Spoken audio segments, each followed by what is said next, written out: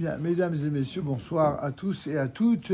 Nous prenons la suite de notre cours concernant toutes les règles relatives à la cacheroute de Pessah.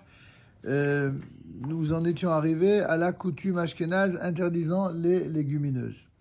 En vérité, je vous dirais d'emblée que, contrairement à ce qui est affirmé ici, le principe relatif aux légumineuses, cette interdiction concernant les légumineuses, de quoi s'agit-il? Il s'agit de graines qui ont été cultivées dans le même périmètre des sels, les fameuses 5 céréales qui sont interdites pendant Pessah parce qu'elles sont susceptibles de, sous l'action du feu, de la chaleur ou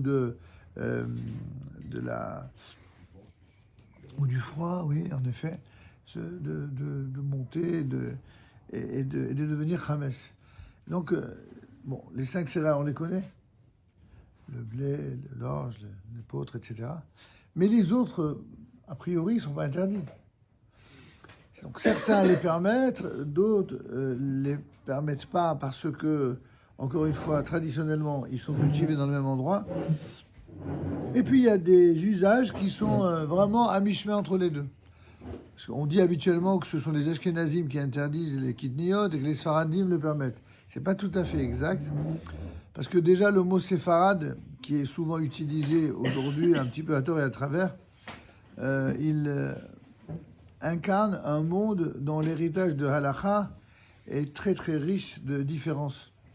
En effet, les séfaradim des communautés dites en hébreu de Haedot HaMezrach, c'est-à-dire les communautés du Moyen-Orient, tous ces juifs qui ont vécu dans les pays arabes qui sont tout autour d'Israël, aux alentours de la terre d'Israël, ils ont une tradition qu'on appelle séfarade, mais qui en vérité sont plutôt orientales.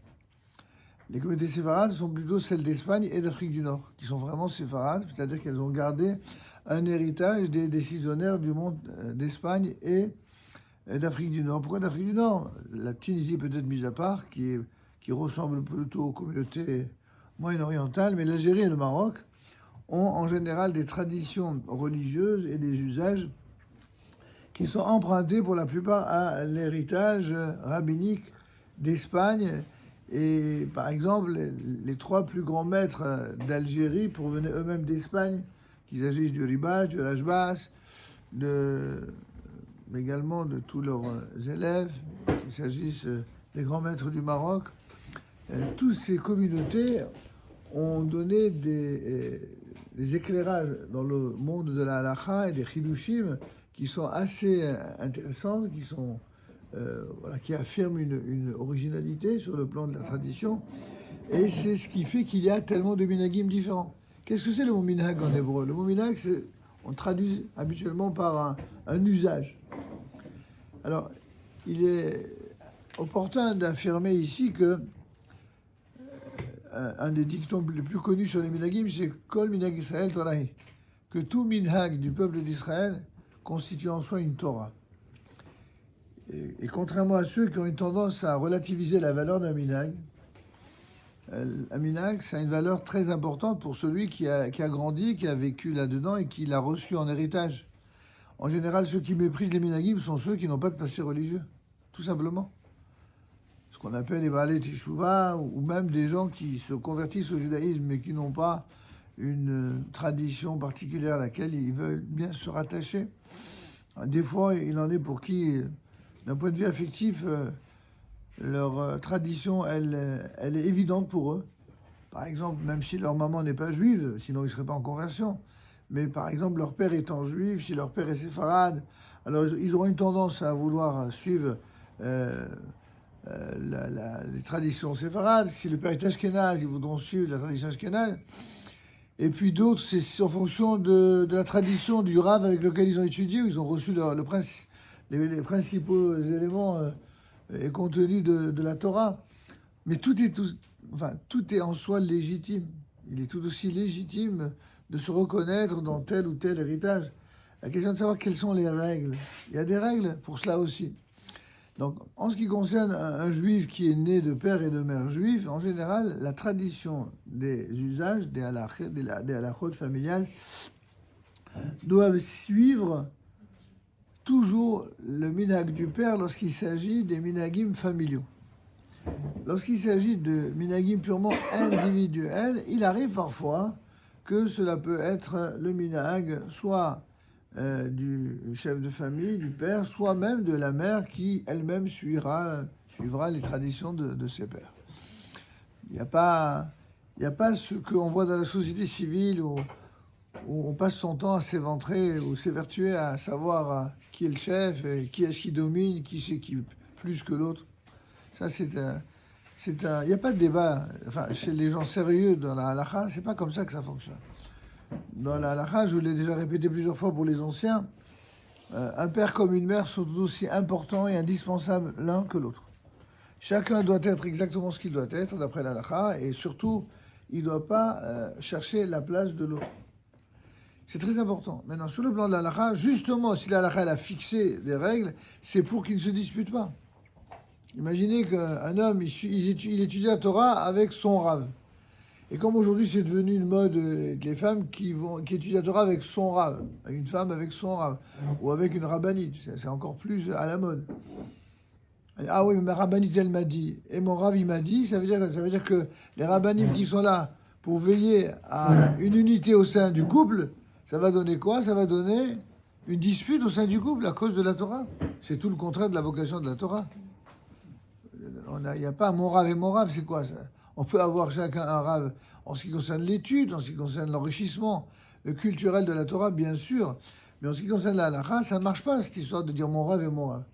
On doit suivre un seul, qui est celui de la famille, et qui en principe doit être celui du mari. Pourquoi celui du mari? Alors, c'est pas parce qu'un homme il est plus important qu'une femme, alerte aux féministes, qu'il n'y ait pas d'ambiguïté là-dessus. C'est parce que c'est un homme qui a l'obligation, lui, de veiller au respect de la halakha. Une femme a d'autres obligations dans ce domaine.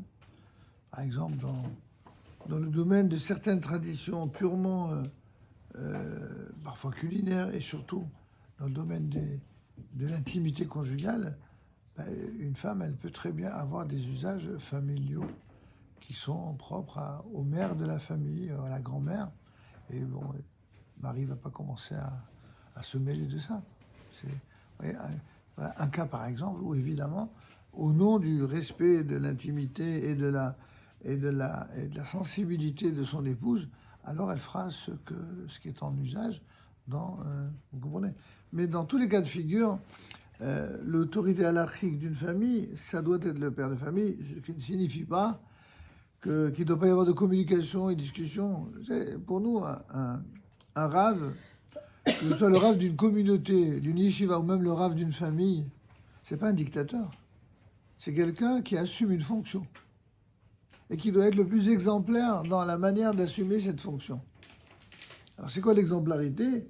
C'est, par exemple, enseigner une règle, veiller au respect de cette règle, mais aussi la rendre audible, cette règle, lui donner des explications, lui donner même une motivation.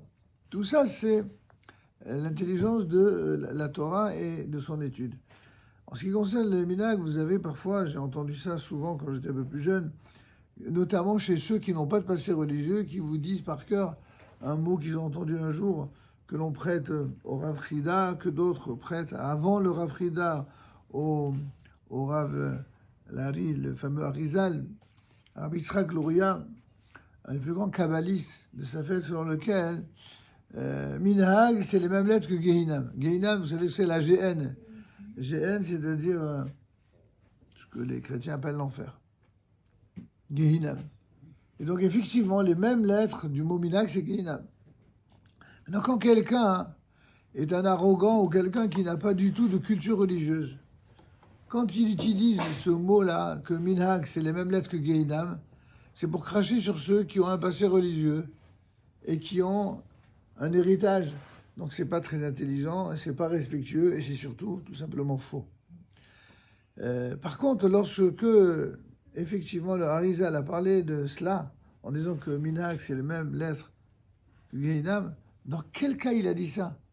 Dans le cas où le Minhag en question, soit ça n'est pas un Minhag kasher du tout, c'est un Minhag inventé, soit c'est un minhag qui est fait de travers, exactement comme les lettres du mot minhag qui sont lues de travers. Alors ça donne Gehinam. s'il est fait de travers, c'est-à-dire s'il est interprété et il est remasterisé, comme on dirait aujourd'hui, et qu'il est, vous voyez, qu'il est revu à la baisse ou à la hausse, sans aucune boussole, sans aucun rave, sans aucun Talmid Chacham qui vient éclairer la question. Alors oui, dans ce cas-là, effectivement, le minhag peut devenir un guéhinam. Mais c'est pas une prétention, une vocation que le minhag, au contraire. Sinon, alors qu'est-ce que ça veut dire quand on dit Kol minhag Israël Torah, et que tout le minhag d'Israël est une Torah? C'est justement pour ne pas avoir à démoniser ou à désacraliser un minhag que ça a été dit par nos sages. On doit respecter les minhagim. Pourquoi les minhagim sont si importants? Parce que le mot minhag, c'est ersheno hagim ba'alacha. Comment on se comporte dans le domaine de l'alacha, c'est-à-dire la halacha vivante, la halacha qui n'est plus figée dans un texte écrit, mais dans une réalité vivante. Vous comprenez? Donc, quand quelqu'un commence à taper sur les minhagim ou les gens qui s'en moquent, en général, ce sont des ignares. Je ne dis pas des ignorants, des ignares. C'est quoi la différence entre un ignorant et un ignare? Un ignorant, il ignore quelque chose, mais il peut être intelligent et apprendre de nouvelles choses. Un ignare, c'est qu'il est ignorant et fier de l'être. Et qui, en plus de ça, il se permet de donner son avis. Ça, c'est un ignare. Donc, ici, au Hashem, il n'y a pas d'ignare, il n'y a pas d'ignorant, il y a déjà des savants, hein, simplement chacun à un niveau différent. Et au Hashem, on va essayer justement ensemble de comprendre pourquoi ces différents minhagim et pourquoi, fondamentalement, tous les minhagim ont pris naissance dans des communautés religieuses avec des autorités qui sont toujours des autorités rabbiniques respectables. Et déjà, le meilleur des minhagim à avoir, c'est de s'habituer à respecter les autorités rabbiniques, quelles qu'elles soient, même si elles sont différentes de celles auxquelles on est habitué. Pourquoi c'est un bon minhag? C'est pas pour adopter tous les minhagim, il faut quand même choisir une voie, il faut choisir un rave. Mais c'est parce que c'est une démarche qui n'est pas qu'une démarche d'humanité, c'est une démarche d'intelligence de Torah. Quelqu'un de bien, c'est quelqu'un qui respecte. Quelqu'un de bien, c'est quelqu'un qui est capable de respecter même une autorité en laquelle on ne se reconnaît pas. Quelqu'un de bien, c'est quelqu'un qui est capable de comprendre qu'il y existe Shiverim Panim la Torah, 70 visages d'une même Torah. Mais faites attention, 70 visages d'une même Torah ne signifie pas 70 Torah. Vous comprenez la différence? Il y a, à partir de la Torah, il y a toutes les déviations religieuses possibles, imaginables qui ont pu exister. Et je ne parle pas que du christianisme ou de l'islam, je parle au sein même du judaïsme. Tous les judaïsmes libéraux de l'histoire ne sont rien d'autre que des judaïsmes qui, à un moment donné, ont été vécus par des juifs qui ont décidé de dire, bon, ben, les rabbins, ils disent ça, mais nous, on dit ça. Carrément. C'est pas une démarche de quelqu'un qui respecte la Torah, les Misot et les Hachamim comme la Torah nous le demande. Quoi qu'il en soit, revenons quand même à notre question concernant cette fameuse coutume ashkénaze et pour certaines également de communautés séfarades d'Afrique du Nord concernant les kitniyot. Le chametz que la Torah a interdit, écoutez bien à présent, le chametz que la Torah a interdit, c'est celui qui est créé à partir de l'une des fameuses 5 céréales que j'ai souvent citées, que je vais rappeler à présent, le blé, l'orge, l'épeautre, l'avoine et le seigle. Essayez de retenir parce que ça fait partie des choses qui sont souvent demandées. Mais quant aux légumineuses, qu'on appelle en hébreu des kitniyot, comme par exemple le riz ou les lentilles, elles ne peuvent fermenter et elles ne sont pas interdites. Cependant, à l'époque des Rishonim, c'est-à-dire les rabbins du Moyen-Âge, il y a environ un peu plus de 700 ans, quand de nombreux juifs se furent installés dans les villes, eh bien on commença d'être rigoureux, notamment dans certains pays ashkénazes, en interdisant la consommation de ce qu'on appelle en hébreu les kitniyot ou de légumineuses à Pessah. Et il faut comprendre que c'est pas pour casser les pieds aux gens. Il y a cela 3 raisons. En tout cas, on a retenu ici 3 raisons. Premièrement, les citadins, ceux qui vivaient dans les villes, connaissaient moins les diverses espèces végétales et il était à craindre qu'ils ne confondent entre les fameuses légumineuses, qui, elles, étaient permises sur le plan de la halakha stricte, et les céréales qui étaient interdites et qui leur ressemblaient comme deux gouttes d'eau. À moins d'être soi-même un cultivateur ou un paysan ou un vrai connaisseur de tout ce qui concerne l'univers botanique, eh bien, tout le monde n'est pas capable de distinguer entre une graine qui est totalement chametz et une graine qui... Les gens expérimentés, oui, mais pas tout le monde. À cause de ce risque-là, visiblement, dans l'histoire, il y a eu des problèmes, il y a eu des mélanges. Donc, c'est la première raison que les poskim ont rapporté. Une deuxième raison à l'habitude de respecter ce minhag des fameuses kitniot, c'est qu'on avait l'habitude de cultiver et d'entreposer les céréales et les légumineuses dans les mêmes lieux. Ça, c'est des raisons purement pratiques. On s'est rendu compte que dans les fermes, dans les entrepôts, eh bien, c'était dans les mêmes lieux où on mettait des choses qui étaient complètement hamès et les légumineuses qui leur ressemblaient, qui ne l'étaient pas, mais qui étaient entreposées dans les mêmes endroits. Avec, imaginez, le risque de voir des mélanges entre espèces. Il était donc à craindre qu'elles ne se mélangent les unes aux autres. Et plus moderne est le cadre où l'on vit, plus ces craintes ont lieu de s'accroître. C'est-à-dire que plus on vit dans un mode de vie moderne, où ce qui prévaut, c'est cool, détente, luxe, vous voyez, toutes ces expressions toutes faites que les gens adorent dans la nouvelle génération, quand on privilégie toujours ça, alors du coup, on fait moins attention à ce que pour certains, ça relève du détail. Ouais, bon, ça va, c'est pas grave. Dès qu'on relativise une règle ou des avertissements qui ont été recommandés par nos sages pour éviter de tomber dans une transgression, alors c'est certain qu'on tombe toujours dans la faute. C'est un clair. C'est comme ça. C'est la nature humaine qui est comme ça. C'est pas parce que les gens sont méchants ou mauvais ou idiots. C'est parce que... D'abord, on a tous ce qu'on appelle le Yetzer Hara, un mauvais penchant. C'est quoi le mauvais penchant? C'est nous, hein, c'est pas personne d'autre. C'est cette attitude qui consiste tantôt par la paresse, tantôt... la paresse, quand je dis la paresse, c'est pas une paresse maladive. On n'a pas envie de se casser la tête, c'est ça que j'appelle la paresse. Ou alors, tout simplement, un souci, une préoccupation plus importante à ce moment-là. Mais quelle que soit la raison, dès le moment où l'on prend les choses à la légère, alors il arrive qu'on va prendre au second degré et de manière moins sérieuse une règle qui pourtant est des plus fondamentales. C'est la raison pour laquelle ça a été ici précisé d'une manière intelligente. Nous avons une troisième raison invoquée par les poskim, puisqu'on a l'usage de faire également de la farine à partir de ces fameuses légumineuses, il est à craindre que l'on en vienne à confondre les farines. Bon, il est vrai qu'aujourd'hui, si on est très attentif à tout ce que nous disons, on peut arriver à éviter tout cela. On n'est pas obligé, on n'est plus au Moyen-Âge, d'accord?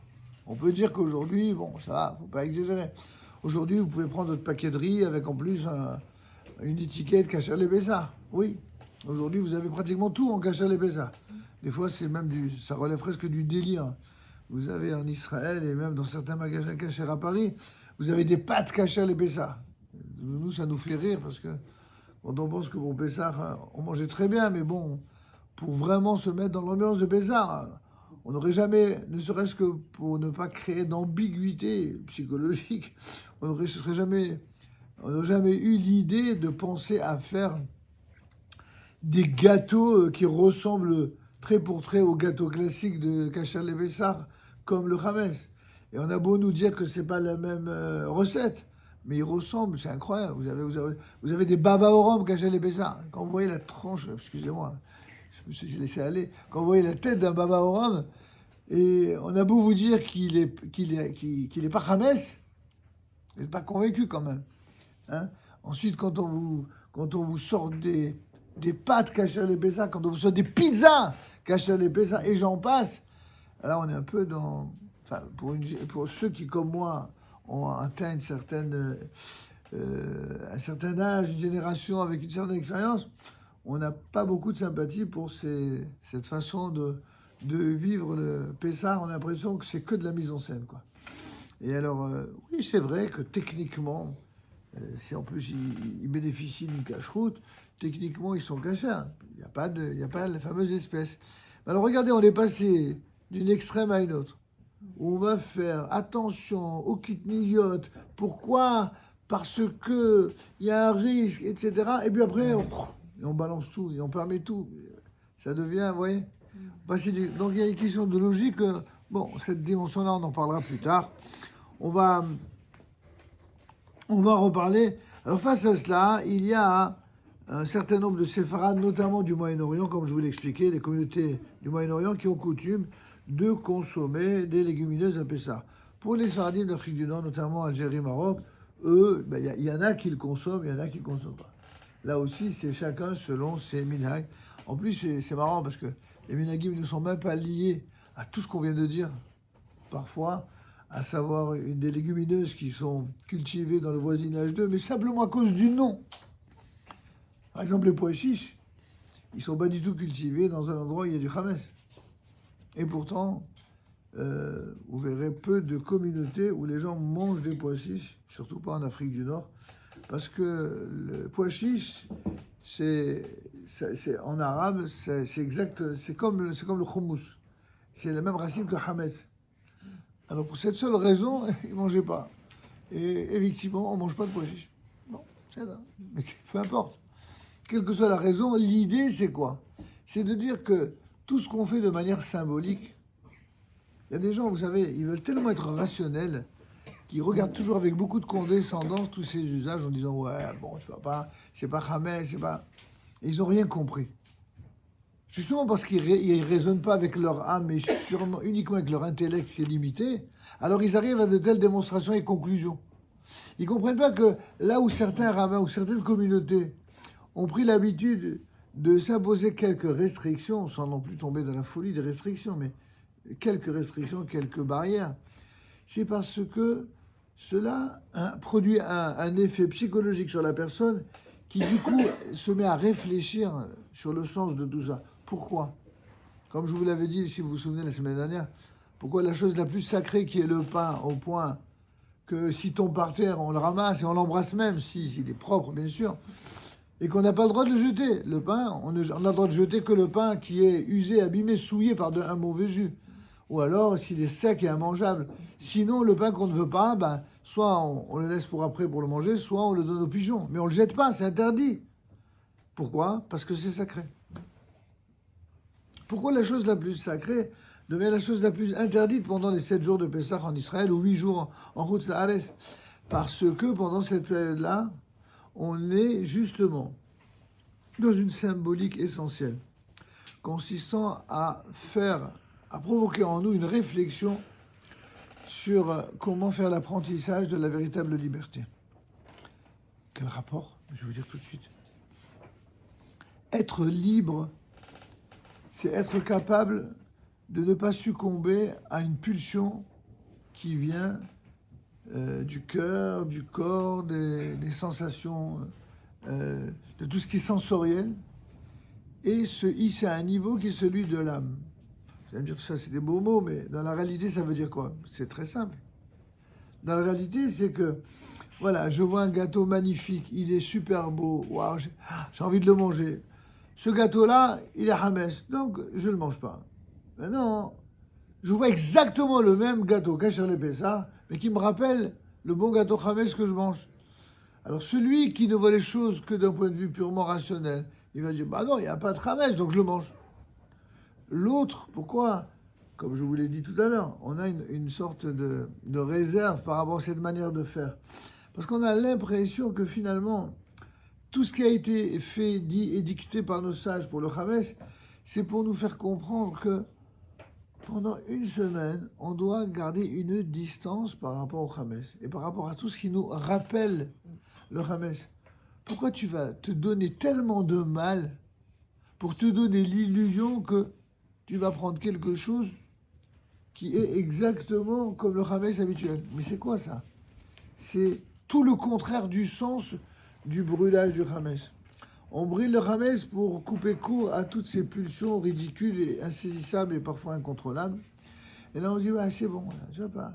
Je me rappelle depuis tout petit qu'on nous disait, ah, ça, tu vas pas mourir si tu te passes de gâteau. Tu vas pas mourir si tu... Pourquoi ils disaient ces phrases avant?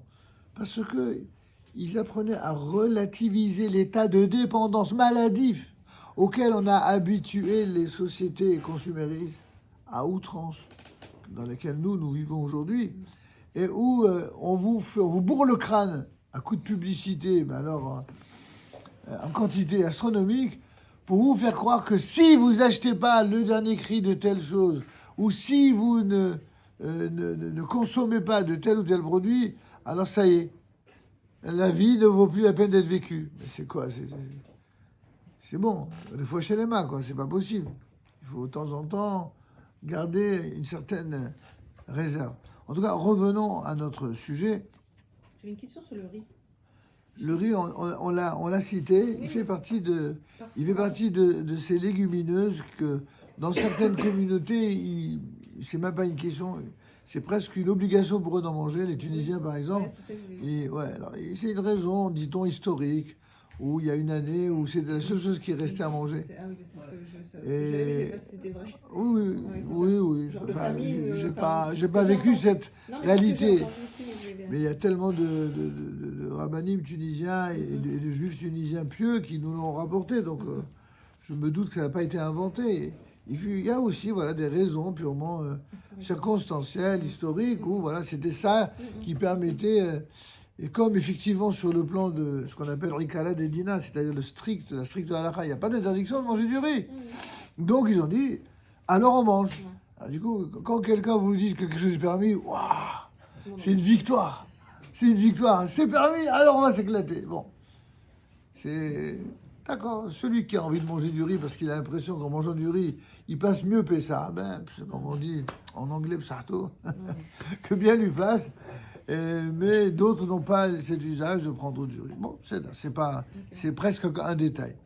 En tout cas, certaines communautés séfarades ont également l'habitude justement d'être rigoureux, puisque certains ne consomment pas de riz, puisque vous parlez de ça, ils n'en consomment pas.